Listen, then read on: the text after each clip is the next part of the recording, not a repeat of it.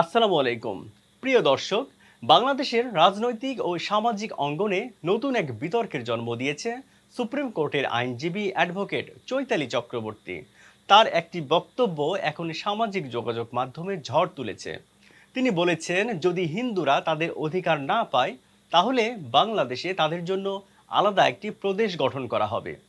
প্রশ্ন হচ্ছে, একটি স্বাধীন ও সার্বভৌম রাষ্ট্রের ভেতরে ধর্মীয় পরিচয়ের ভিত্তিতে আলাদা প্রদেশের দাবি কতটা বাস্তবসম্মত? এই বক্তব্য কি শুধুই ক্ষোভের বহিঃপ্রকাশ, নাকি এর পেছনে আছে আরও বড় কোনো বার্তা? চৈতালি চক্রবর্তীর বক্তব্য প্রকাশের পর সাধারণ মানুষ, রাজনৈতিক মহল এবং সামাজিক যোগাযোগ মাধ্যমে শুরু হয় ব্যাপক আলোচনা ও সমালোচনা। অনেকেই মনে করেন, এমন বক্তব্য দেশের সাম্প্রদায়িক সম্প্রীতি ও জাতীয় ঐক্যের প্রশ্নে উদ্বেগ তৈরি করতে পারে। তবে বিতর্কের মুখে তিনি ফেসবুক লাইভে এসে ব্যাখ্যা দিয়েছেন। তার দাবি, তিনি বাংলাদেশের ভেতরে কোনো আলাদা প্রদেশ চান না। কিছু ঘটনার কারণে জমে থাকা দুঃখ, কষ্ট এবং ক্ষোভ থেকেই আবেগের বশে এমন কথা বলেছেন। এখানেই সামনে আসে সবচেয়ে গুরুত্বপূর্ণ প্রশ্ন।